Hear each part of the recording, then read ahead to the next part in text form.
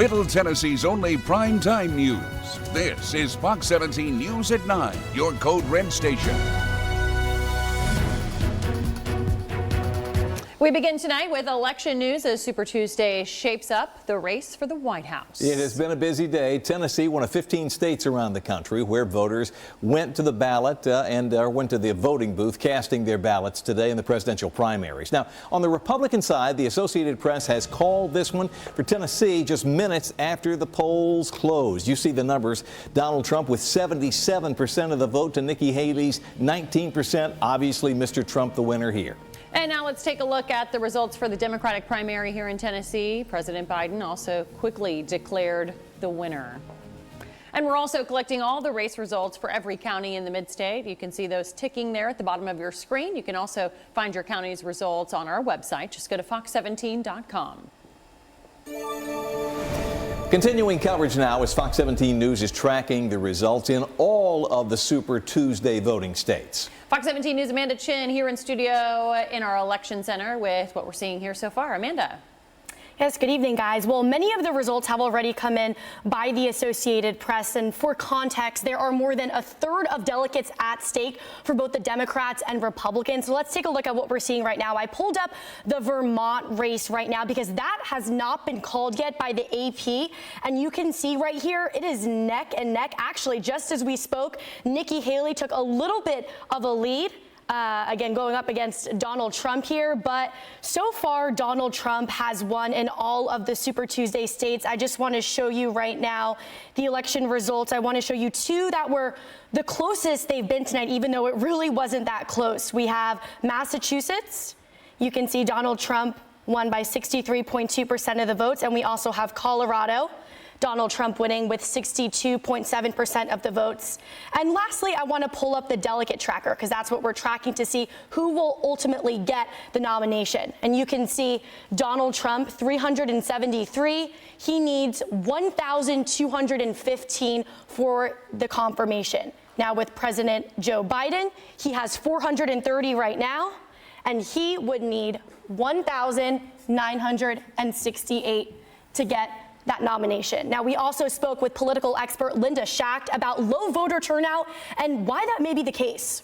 There's not a lot of enthusiasm for either one of the candidates. People haven't really tuned in yet to get enthusiastic about turning out to vote. There have been just a very, very low number of votes that have managed to give either former President Trump or Biden the delegates that they need.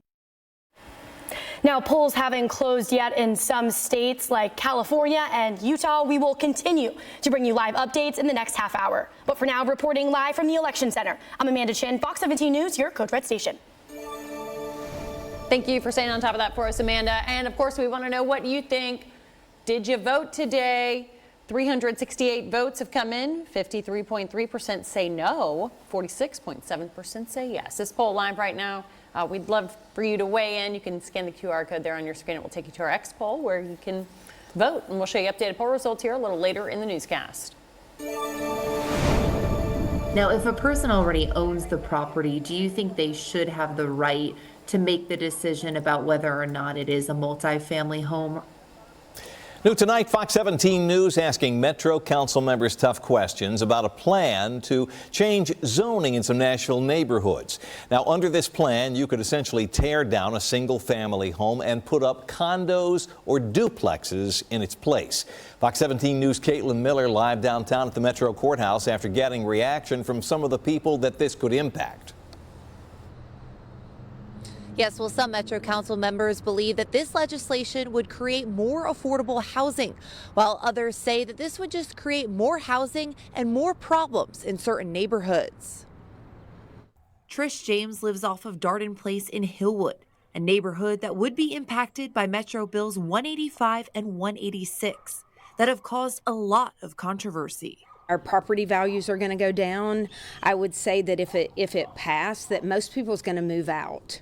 Some Metro Council members, like Jacob Coupin, are introducing this legislation for multifamily and two-family use housing to create a wider variety of housing types within neighborhoods to address affordability.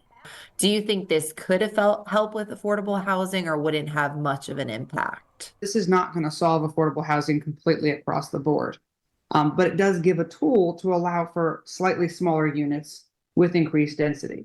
But Metro Councilwoman Jennifer Gamble argues it won't create more affordable housing, it will just create more housing, and that they need to have a more comprehensive strategic look at what types of zoning reform we need to accomplish by looking at the best practices for this. Gamble emphasizes instead of being rushed into it. What are some parts of these bills that really concern you? It doesn't really account for infrastructure. Do we have the infrastructure to support the type of density? Residents like James say they've been trying to add their input into this process, but have been denied.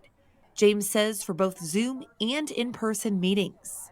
Well, it makes us feel like we're part of what's happening today in Tennessee, which the people don't have a voice. The developers are putting money in people's pockets all over the place. Gamble and even Coopin, who supports this legislation with modifications, also believe more conversations need to be had for this rezoning proposal.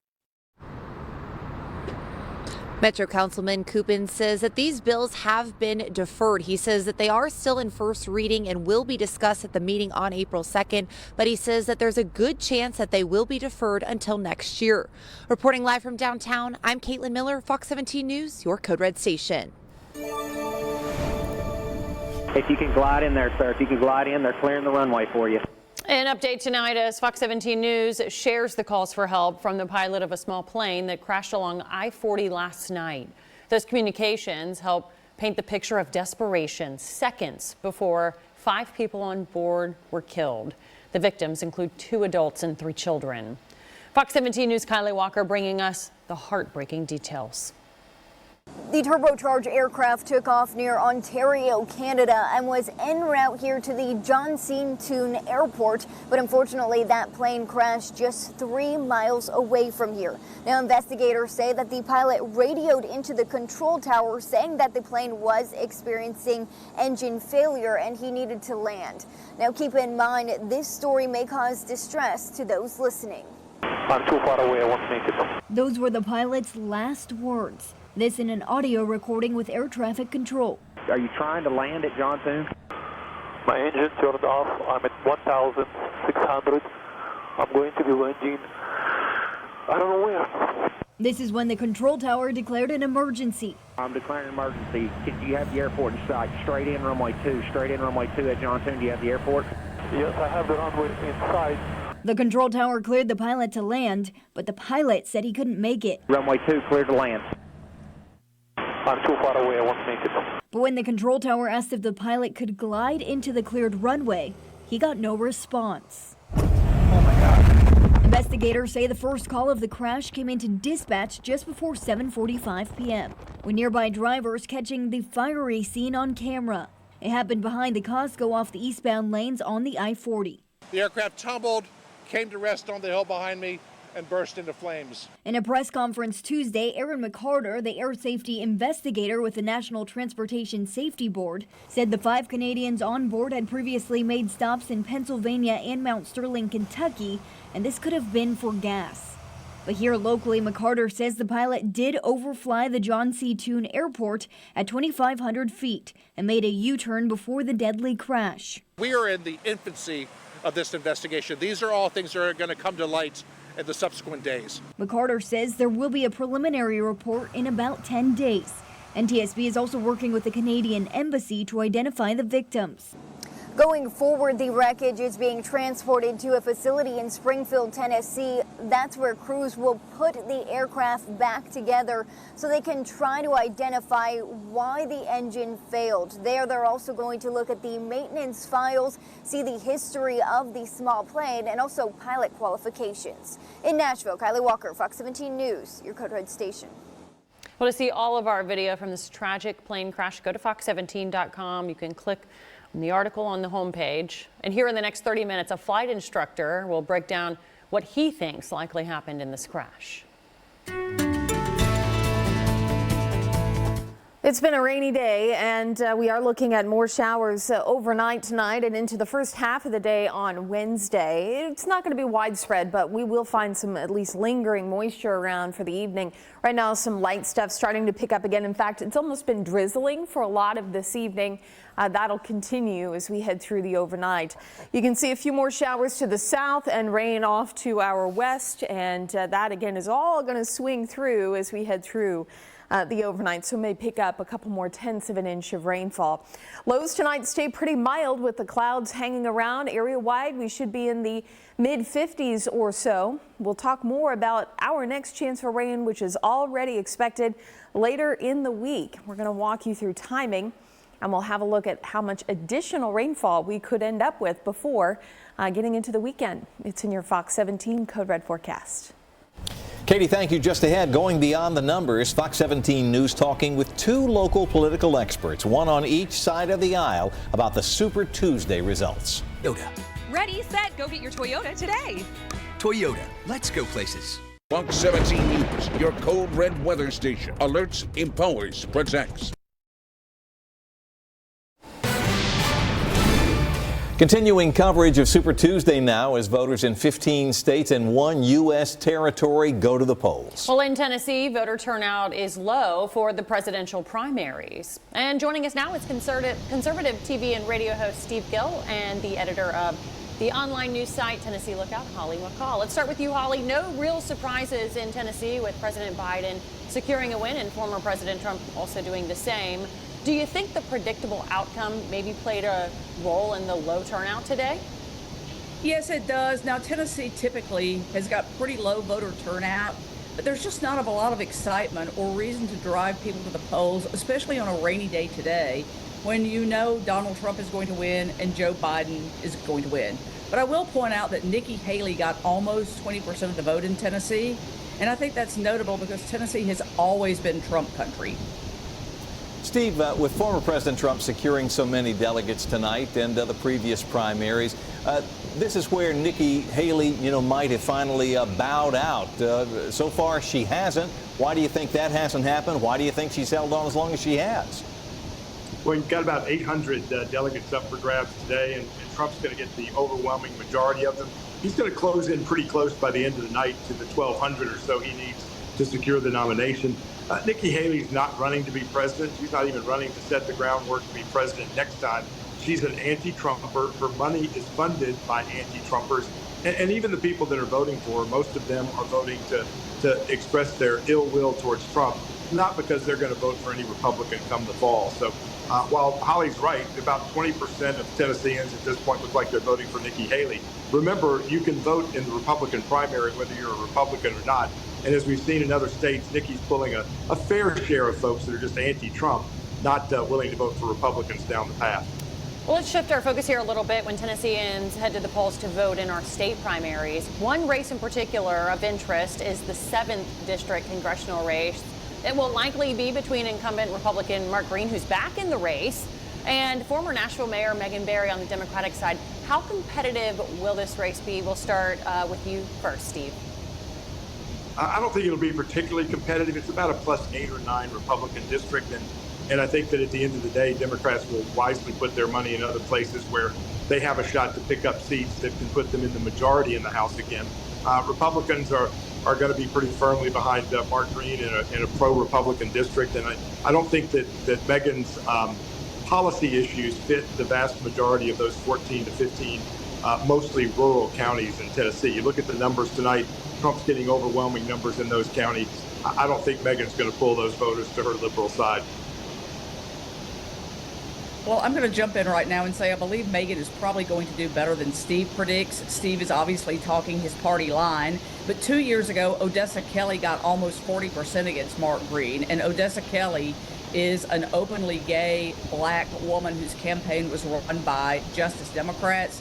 I believe that Megan will probably do better than Odessa. So I don't know that she will be able to pick this seat off. I do think he is right that it's very much a long shot. It's a Republican district, but I think she's going to do better than many people predict. Holly McCall, Steve Gill, guys, thank you so much for your insights tonight. Thanks, guys. It's been a cloudy day today, and guess what? I think we're going to hang under those clouds for tomorrow again, and maybe a few lingering showers to go along with it. So it'll be a while before we see the sunshine return, at least probably Thursday. Thursday looks to be our break before we see more rain moving in. So tomorrow, looking at mostly cloudy to overcast skies. Temperatures, as a result, are not going to climb very much. We should be around 59, that at 10 a.m., up to about 65 for the afternoon. Maybe a little mist or drizzle throughout the day. Some light rain showers, especially east of 65 toward the plateau as well. Next batch of showers comes in Friday and Saturday. That's after a brief break on Thursday. And right now, the back half of the weekend's looking okay. It'll be a little cooler, but at least dry at this point. So we walk you through Future Track. Showers continue along and east of I-65, but notice we're all under that cloud cover for the first half of the day especially. And Future Track continues to hint at maybe a little mist or drizzle. That shouldn't amount to too much additional rain in the rain gauge, but it'll be one of those kind of annoying rains that you have for this afternoon, kind of like what we've been seeing this evening with the drizzle around, where it's just enough that you have to use your windshield wipers, but not enough to keep them on the whole time. Those days. As we take a look at Wednesday night into early Thursday morning, you can see clouds don't completely clear. I do think we will look at more sunshine for Thursday compared to what we have on tap for Wednesday, but we are going to be looking at clouds to be with us because we've got that next rain chance on the way, just on the heels of this one. So the next rainmakers we take you through Thursday morning. We are dry. It'll be Thursday night that we start to see those showers build in from the west, right along a warm front and ahead of it as well. This is 1 a.m. on Friday morning, and notice by 8 a.m. we've got scattered showers that are around. That will continue as we head through early Saturday morning. Possible, I think, that we could see very late Friday into Saturday a few thunderstorms, but right now severe weather chances remain pretty low for us as we head into the next couple of days. So that is good news. Still pretty soggy weather on the way.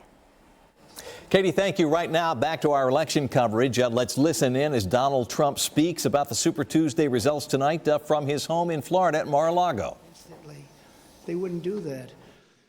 So the world is laughing at us. The world is taking advantage of us.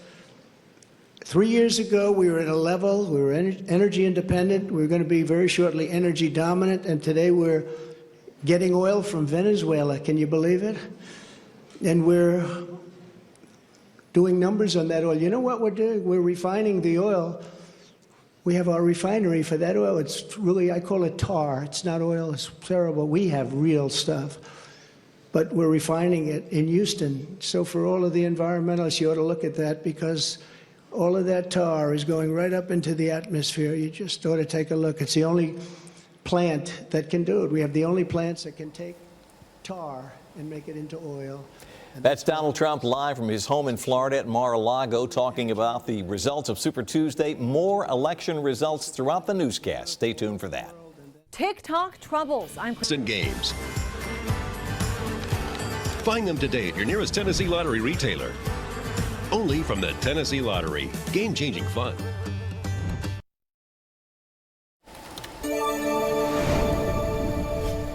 TikTok creating consistent contradictions on Capitol Hill. Lawmakers in both parties can't seem to come to an agreement on how to use the social media app or the threat it poses. Fox 17 News' Christine Frizzell with a new round of warnings tonight, and you can vote on this issue as well, like so many of our stories, by scanning the QR code that will appear on your screen. Today I made easily the most expensive plate of pasta I've ever made. It's a platform that seems to offer something for everyone.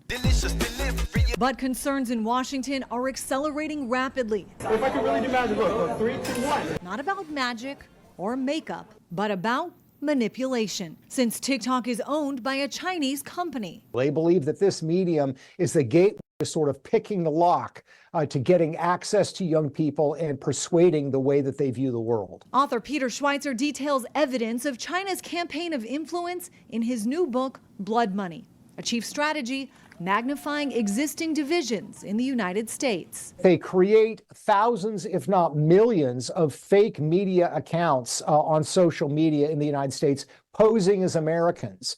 Half of them essentially say America's a racist society. The other half say, I only like white people. 1/3 of adults under 30 now report they regularly get their news from TikTok, up from 9% in 2020. Perhaps a key factor in President Biden setting up an account. You got to take a look at the other guy. He's about as old as I am. Despite calling it a national security threat. To allow a company that is owned by ByteDance, which is beholden to the Chinese Communist Party, to be the dominant news platform for the next generation of Americans, I think borders on national suicide. Top officials with ByteDance deny it's collecting data on Americans, but most lawmakers don't buy it, with a threat to ban TikTok if it's not sold to an American company. Still, there is no legislation ready to be passed, despite bipartisan agreement about the threat it poses. We would never have allowed CBS, ABC, NBC to be owned by the Soviet Union in the 1960s. And that is, I think, if anything, understating the degree of influence that we are seeing right now. Alarm bells from lawmakers. The campaign of influence is already being carried out on a platform they worry may be too big and too popular to rein in. I'm Christine Frizzell reporting. So all of a sudden, North Korea. During this story, we have the QR code up with a poll asking whether you consider TikTok a national security threat to the U.S. 596 people weighing in. Almost 60% say yes, and a little over 40% say no. Thank you all for voting on that. Still races yet to be called. How Super Tuesday is shaping up so far nationwide. And better regulating parking and towing companies in Tennessee. How a bill state lawmakers are considering would protect you. $3.99 each. Now through Saturday. Shop online or at all Electronic Express locations. This Fox 17 newscast is sponsored by B.F. Myers Furniture. Well, we're getting a clearer picture tonight of the race for the White House. That's right. Tennessee, one of 15 states where voters went to the polls casting ballots today on Super Tuesday. Let's take a look at the results in the Republican Party primary so far. Numbers have changed just a smidge. Donald Trump with 78% of the vote, which equates to almost 409,000. Nikki Haley right now with a little under 20% with a little over 100,000 votes. And again, this is just in Tennessee. Well, let's take a look at the results for the Democratic primary in Tennessee. The Associated Press also calling this race quickly, with President Biden declared the winner, 8% voting uncommitted. And we're also tracking all of the race results for our mid-state counties. You can see those ticking at the bottom of your screen. You can also find your county's results on our website at fox17.com. Now, as we mentioned a few moments ago, voters in more than a dozen states cast their ballots along with Tennessee today. Fox 17 News' Amanda Chin monitoring those results from our election center here in studio. Amanda, what's the latest? Yeah, good evening, guys. But most of the Super Tuesday results are in, and there aren't many surprises so far, with former President Donald Trump racking up delegates tonight. So here's what we are looking at right now. Now, I'm keeping a close eye on a race that hasn't been called yet by the AP, the Vermont Republican primary. You can see if I scroll down, Nikki Haley has a slight lead right now with 49.7% of the votes, with Donald Trump getting 46. Now you can see 77% of the votes have been counted, but the polls in Vermont closed at 6 p.m. our time, so they are still working through getting those results. I also want to show you some landslide results that we saw tonight from our neighboring state in Alabama. You can see Donald Trump winning with 83.5% of the vote, and in Oklahoma, Donald Trump winning with 81.8% of the vote. Now, I also want to show you real quickly the delegate tracker and to what we're looking at here. Now, President Joe Biden has 497 delegates so far. For the nomination, he needs 1,968. Now, if we go to the Republican side of things, right now, Donald Trump has 393 delegates. Now, what he would need to get the nomination would be 1,215 delegates, which right now he is on track to doing. But we also caught up with political expert Linda Schacht about low voter turnout specifically in Tennessee and why that may be the case. The Secretary of State's office has said that early voting is down 20% from 2020. That reflects that lack of interest, lack of enthusiasm, the fact that there's not really a contest to make people come out and vote. Tennessee regularly has one of the lowest turnouts in the country.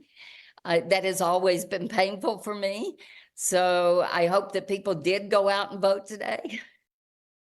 Now, as we mentioned earlier, political experts tell me this Super Tuesday is unlike any other, with many firmly believing we will see another matchup between President Biden and former President Trump. And we will continue to bring you live results as we get them. But for now, reporting live from the Election Center, I'm Amanda Chin, Fox 17 News, your Code Red station. Thank you, Amanda. Well, earlier in our newscast, we told you about our X poll asking you, did you vote? And here are the results. So far, we've had 395 people weigh in. 50.9% say no, they did not vote today, compared to 49.1% that said yes. We'll have another update for you on these numbers tonight on Fox 17 News at 10. Covering the Capitol tonight, a bill to better regulate parking and towing companies in the volunteer state. State Senator Jack Johnson of Franklin leading the charge to keep bad actors from taking advantage of you when you're parking and the like. His bill would make it illegal for anyone to put a boot on your car unless the local government would license and regulate all of that. And if your car gets booted, a parking attendant has to be available to remove it within 30 minutes of getting your call. It might be surprising to some, but I've received calls from constituents that literally there are individuals out there that will go out somewhere and buy one of these booting devices and show up in parking lots and start putting boots on people's cars and then waiting for them to come out of the restaurant and then telling them they have to pay $200 or something in order to get that boot removed. Now, this bill would cap that booting fee at $75. On the towing front, if a tow truck has your car but hasn't left the lot, they would have to put it down if you agree to pay the release fee, which could not exceed $100. Nashville's most trusted pest control company. Yeah. U.S. Pest. This Fox 17 newscast is sponsored by U.S. Pest Protection.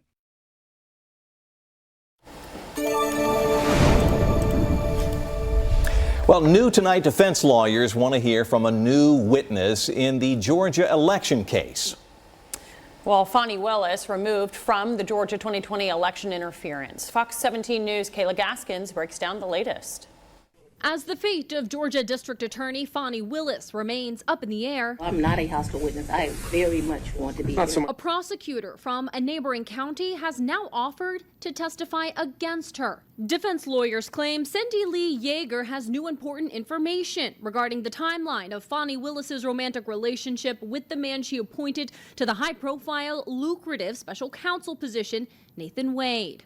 According to the filing, Yeager grew concerned when watching the testimony of Wade's former business partner, Terrence Bradley. Did you lie to Miss Merchant when you told her facts about Mr. Wade and Miss Willis's relationship? The court documents claim Bradley was misleading on the stand, contradicting what he told Yeager in person, which was that Wade and Willis started dating in 2019, well before she appointed Wade as special counsel. Gossip versus what you're willing to say under oath are two radically different things. What you say under oath and therefore might be perjuring yourself, you're going to be much more careful than what you say in a text message to a colleague or a friend. Yeager was also reportedly present for a phone call where Willis warned Terrence Bradley to keep quiet about her affair with Wade. The timeline of this romantic relationship is crucial to the push to have Willis removed as the prosecutor for the Georgia election interference case against Trump and his co-defendants. There are several legal issues to sort through, several factual determinations that I have to make. During closing arguments last Friday,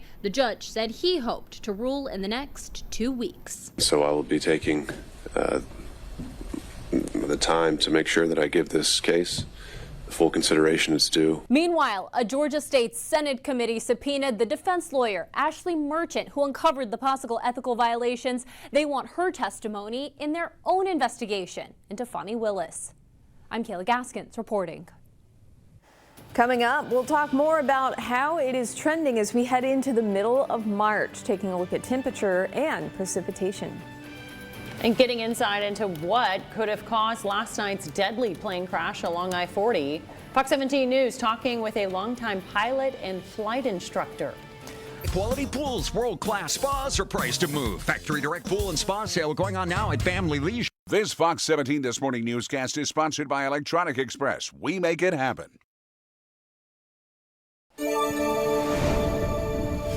Continuing coverage tonight of the deadly plane crash claiming 5 lives along I-40 last night.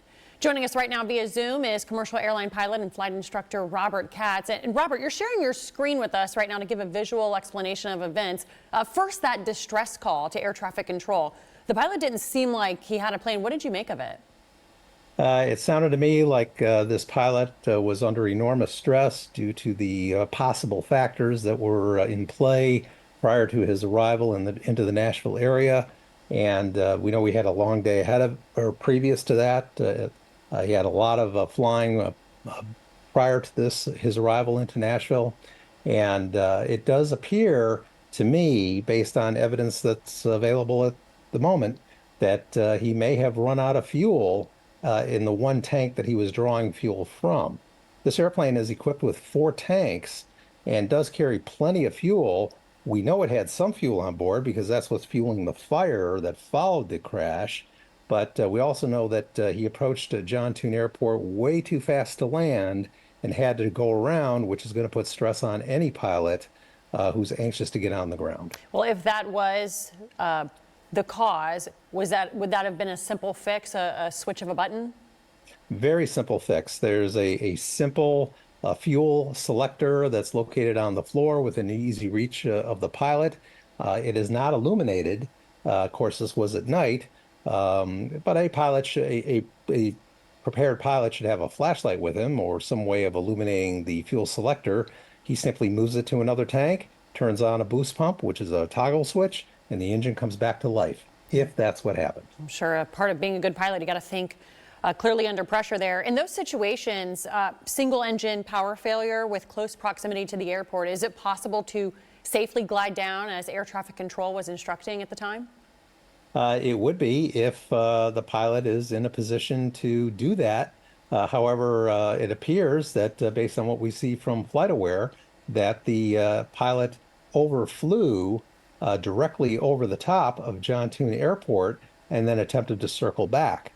We know from the radio exchange that the pilot was now cleared to land runway 2, which would be to the north, but at night it's going to be very difficult to see, and if this pilot is under stress, it's just a confluence of factors that that could easily overwhelm him. Yeah, we don't know his qualifications, his level of experience, etc. Yeah, we're still fact gathering to try to find out the identities of those on board, the maintenance of the plane, as well as the pilot and qualifications, especially under stress. You could certainly hear that in the audio. Robert Katz, thank you so much for your time tonight and shedding knowledge on this. Thank you.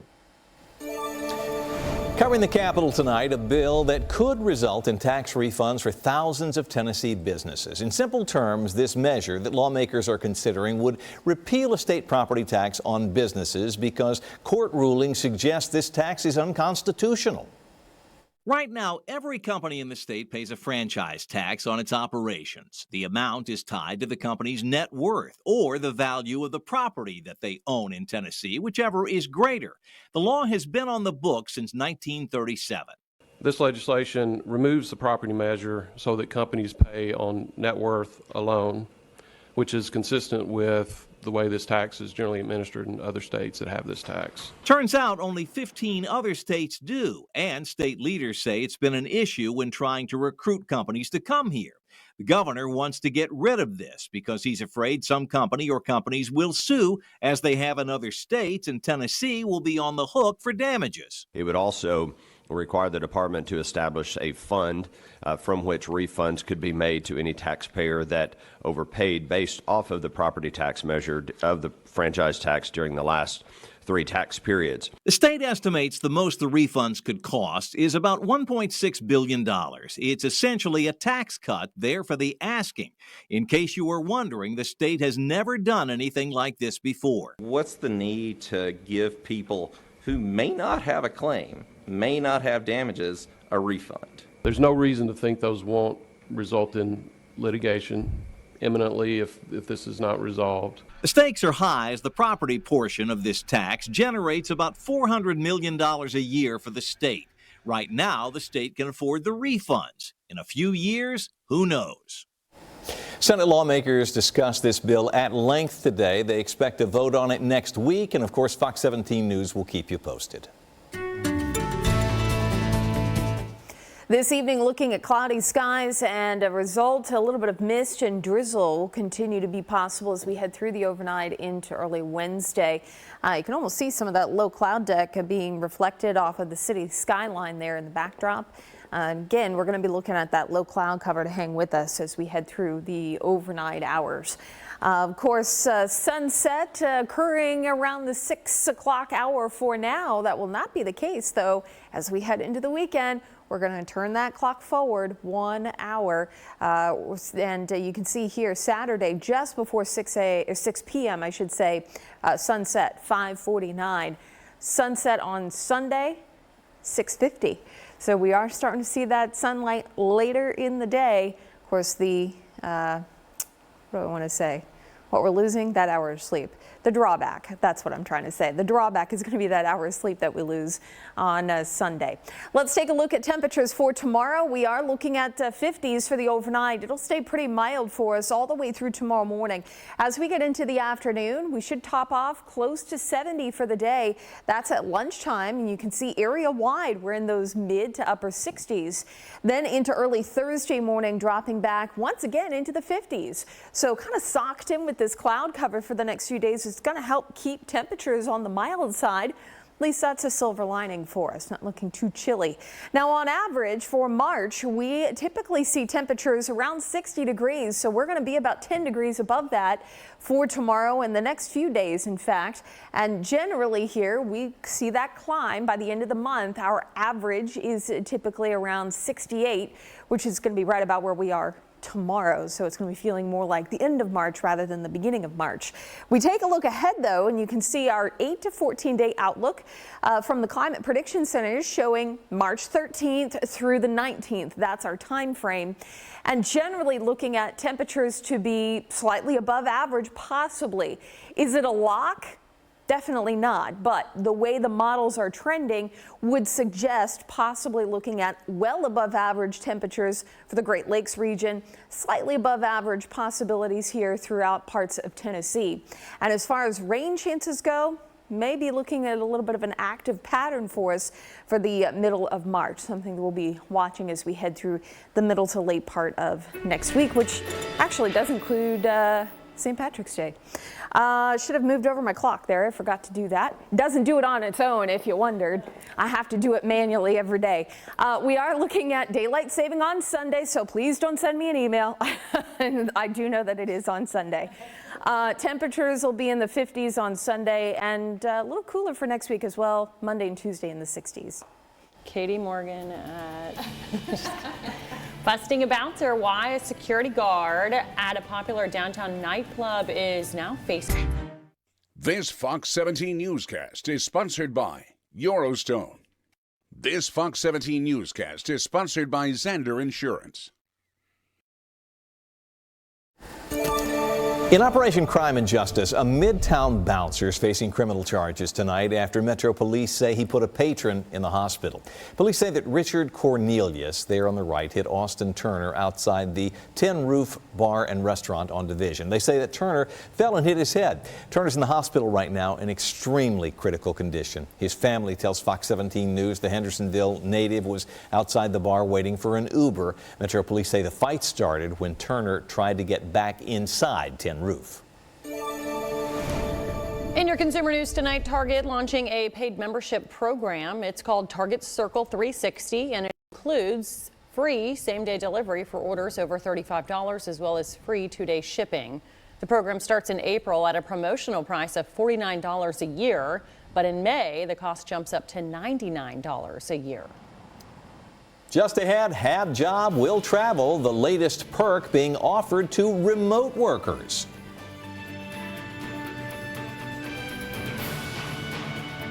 Pregnant, breastfeeding, or considering pregnancy. Some of the most common side effects include injection site reactions, fever, and tiredness. With Cabenuva, you're good to go. Ask your doctor about switching.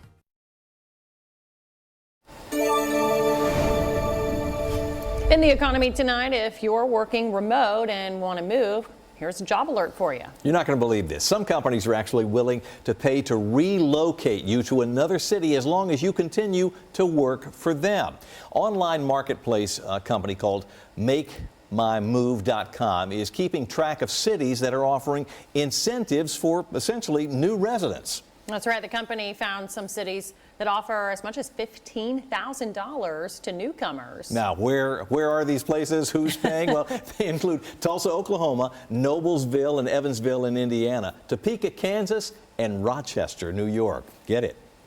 It may not be the traditional thought that you have when it comes to physical therapy, but I'm Liz Bonus. How pelvic floor physical therapy can help both men and women. We explain just ahead. This is Fox 17 News at 10, your Code Red station.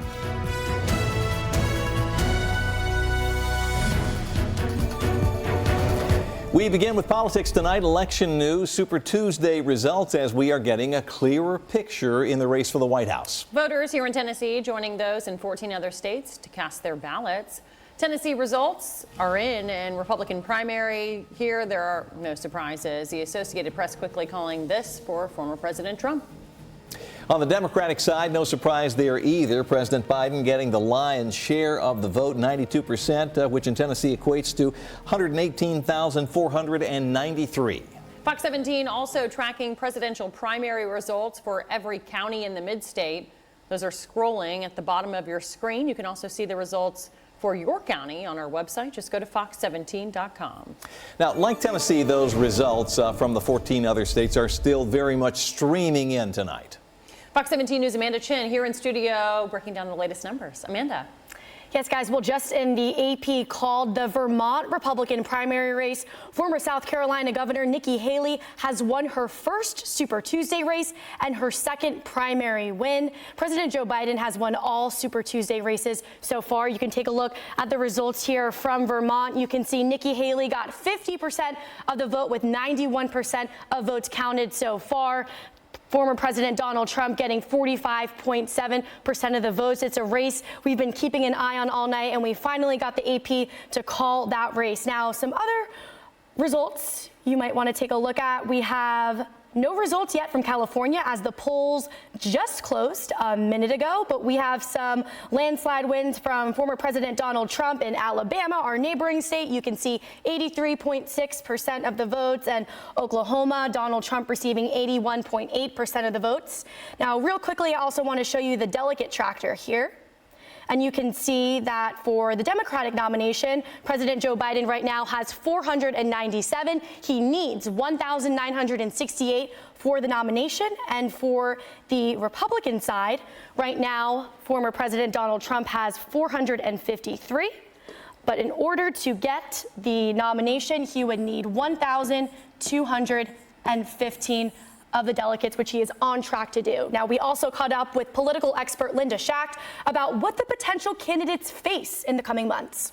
The Nikki Haley vote appears to be more an anti-Trump vote than a pro-Haley vote.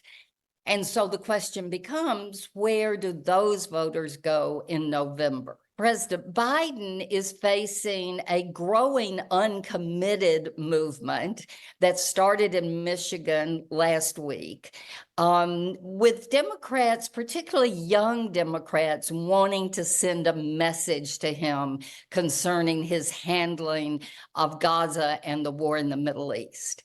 So the question there for his campaign will be, can they bring those voters home in November?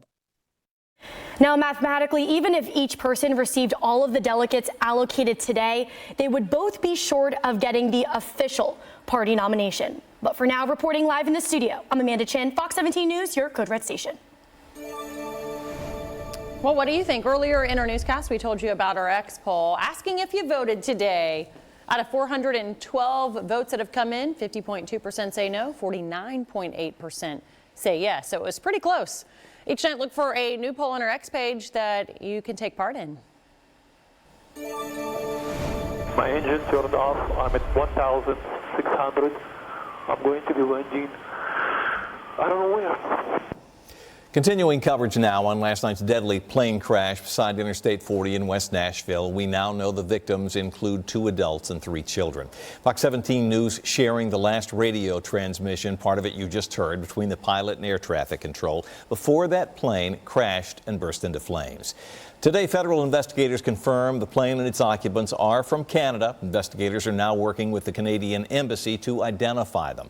The National Transportation Safety Board says that plane took off from near Ontario, Canada, made stops in Pennsylvania and Kentucky before making it to Nashville airspace. The NTSB says the pilot flew past the John C. Toone Airport out on the west side of town before turning around and then trying to come back for an emergency landing. I'm declaring an emergency. Do you have the airport in sight? Straight in runway 2. Straight in runway 2 at John Toone. Do you have the airport? Yes, I have the runway in sight. Runway 2, clear to land. I'm too far away, I won't make it.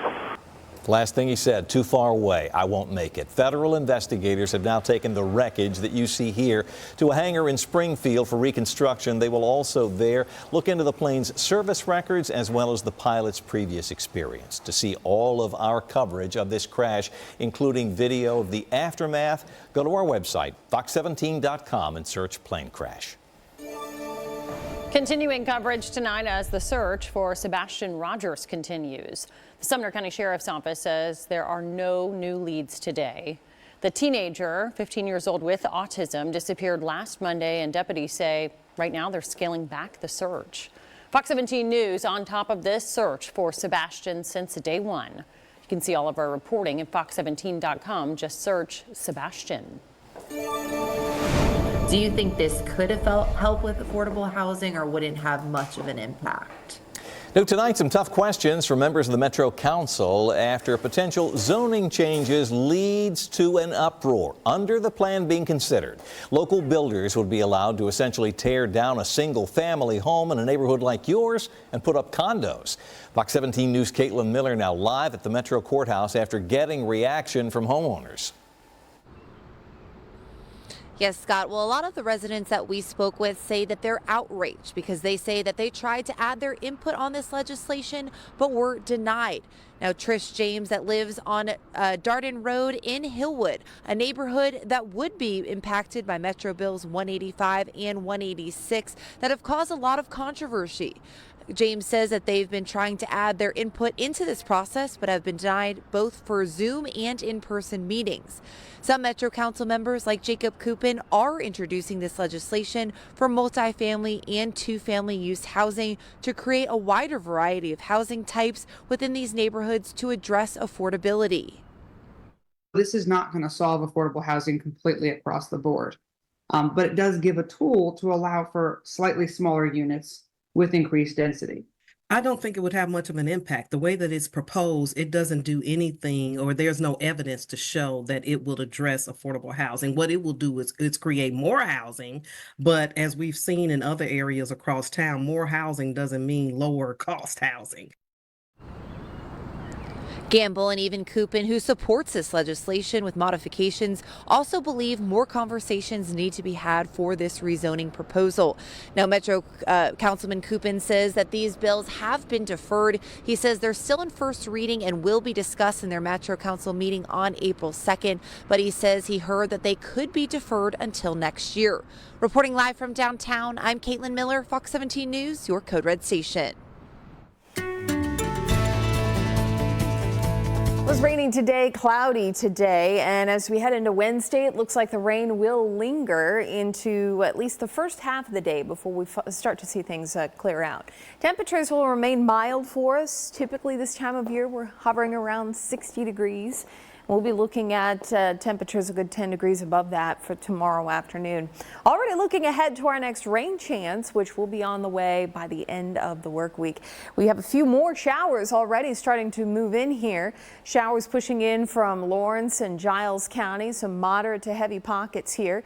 And we'll continue to find more of these scattered showers as we head through the overnight tonight. Where we aren't seeing measurable rain or more returns here on radar, possible that we'll just end up with some mist or drizzle. So pretty dreary night, but at least we're not looking too cold with temperatures staying mild. Right around 55 here in Nashville. We'll continue to see those mid-50s area wide for the overnight, up to about 70 for tomorrow.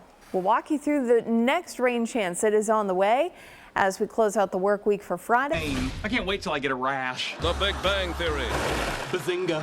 Tomorrow at 6 on Fox 17. This Fox 17 newscast is sponsored by Tennessee Homebuyers.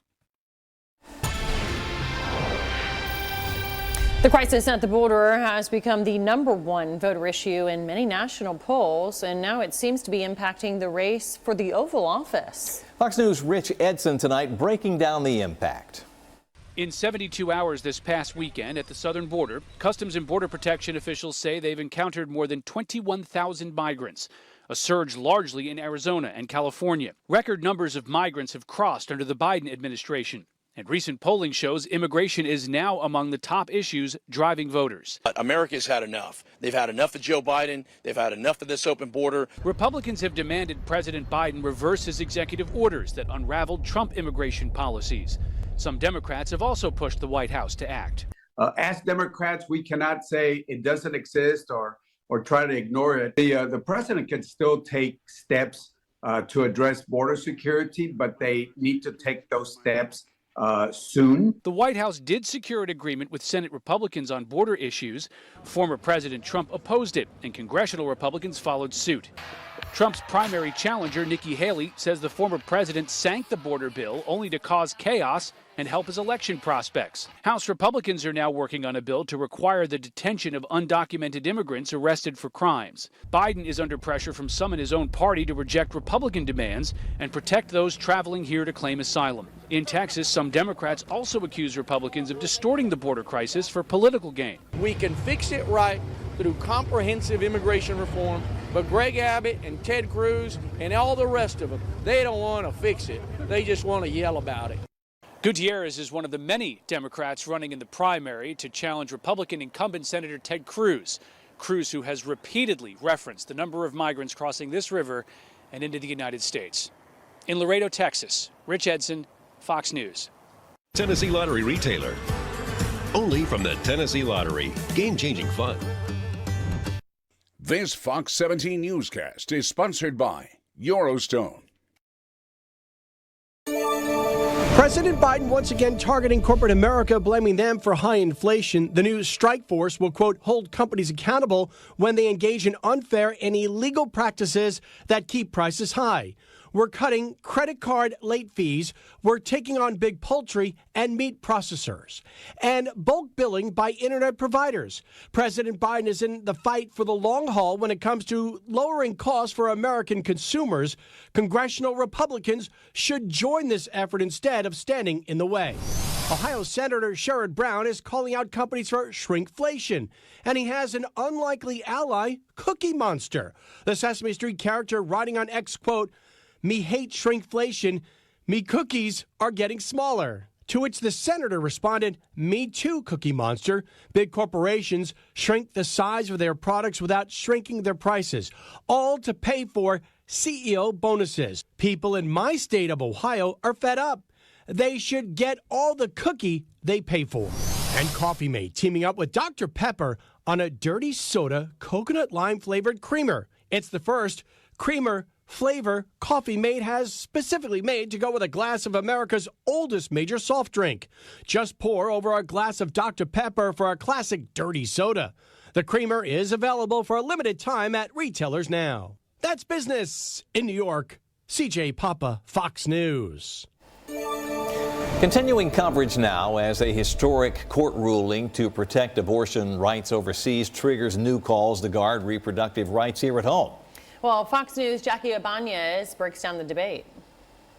Shockwaves sent around the world.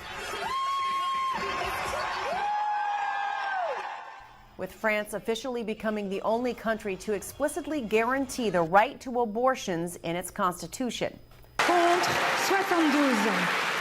French lawmakers overwhelmingly approved the bill Monday with a vote of 780 to 72. Many citing the U.S. Supreme Court's 2022 decision to strike down Roe v. Wade as their motivation to pass the landmark legislation. It's historical. We are all, as you see, very happy. And for us, it's a fundamental right.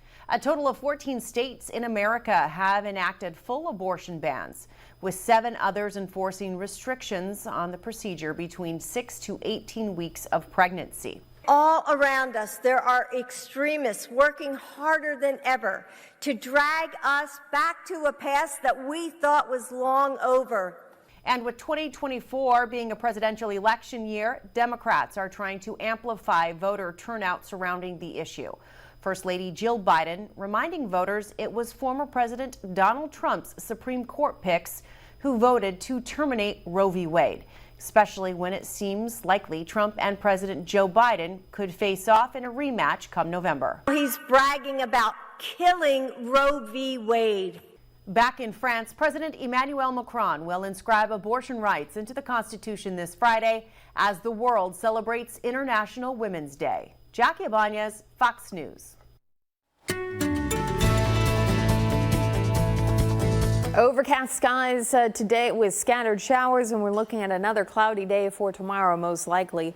Won't be quite as rainy, but we will have periods of time with that we will have at least some light showers around, along with the cloud cover that we'll see probably for most of the day on Wednesday here. We take a look at your planner, and that's what it's showcasing there. Overcast skies. Temperatures aren't going to climb too much because we will be socked in with the clouds. We'll stay pretty mild through the overnight and then top off in the mid to upper 60s as we head through the afternoon hours. Notice we stay in those 60s even for the evening as we keep a lot of cloud cover for tomorrow night into Thursday morning as well. Few showers will be possible, especially east of I-65 for Wednesday. We do get a brief break on Thursday from the rain, but it returns late Thursday night into Friday and lingers into Saturday. So the first half of the weekend is going to be a tad on the rainy side. Then we get into Sunday and we'll dry out. We'll be a little cooler, but we'll at least dry out. Here's future track walking you through tonight into tomorrow morning. A lot of the rain here along I-65 and east. Few light showers, though, can't be ruled out really area-wide. That'll continue through the middle of the day tomorrow. So notice by noon on Wednesday, we're still dealing with mainly cloudy skies and a few pockets of showers here and there. They should be pretty light, though, for tomorrow. 6 p.m. on, you can see that the clouds try and clear a little bit. We'll hang on to a lot of it even into early Thursday. And by midday, finally seeing a few breaks in the clouds so we could see some of that sunshine. Next rain chance, though, will be on its heels. This is Thursday morning. We'll take you to 6 p.m. Thursday. More of the rain coming in from the west. Showers will be likely overnight into early Friday. Off and on rain continues Friday and then into Friday night, early Saturday. Now, depending on what's going on here with the front, typically this would be a stronger thunderstorm setup for us, but we're lacking instability and some upper air support. So right now our severe weather threat remains very low. Possible that we could have some rumbles of thunder, maybe a few gusts of wind. But again, severe weather doesn't look to be on the table.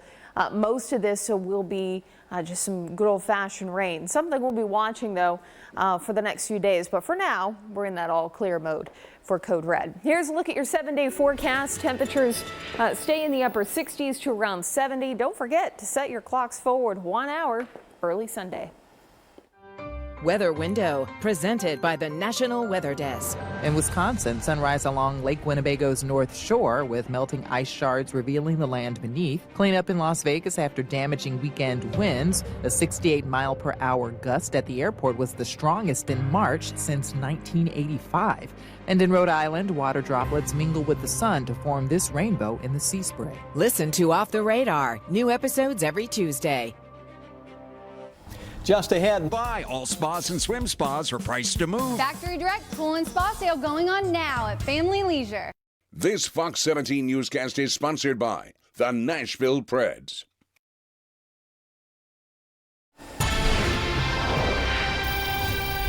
Continuing coverage tonight as the United Nations says there's reason to believe Hamas terrorists committed sexual crimes during last October's attack in Israel.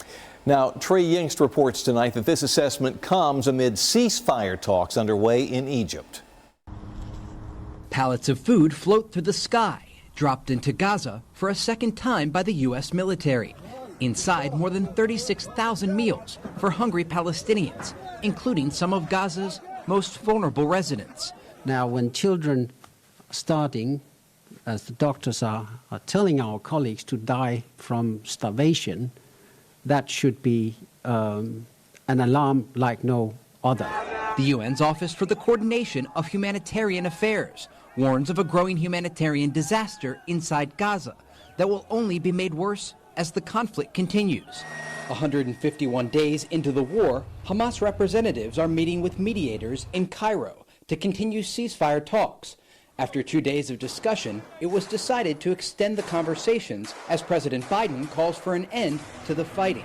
Mr. President, how close are we to the ceasefire?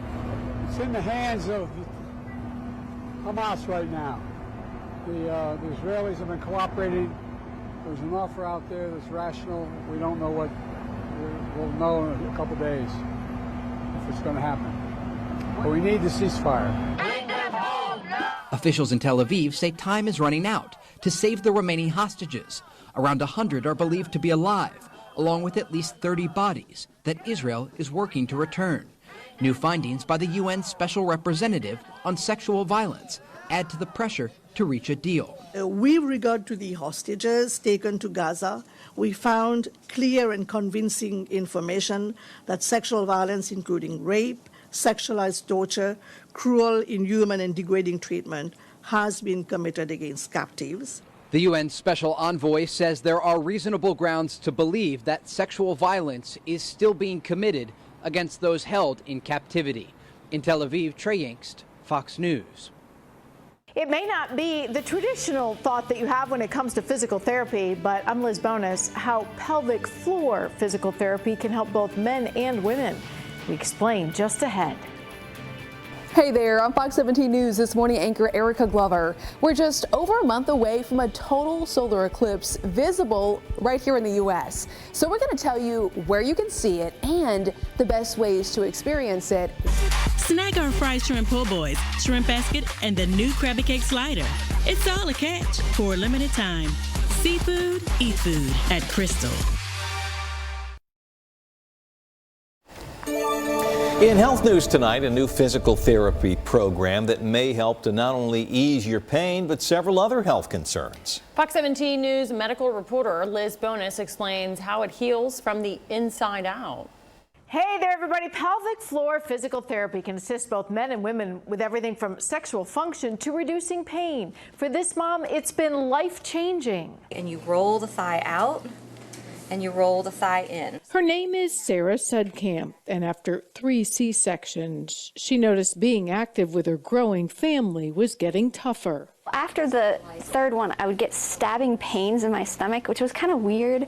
And it just wasn't going away. So Sarah consulted with Lisa Johnstone. She's a physical therapist here at Ohio's Mayfield Brain and Spine, trained in a unique specialty, pelvic floor problems.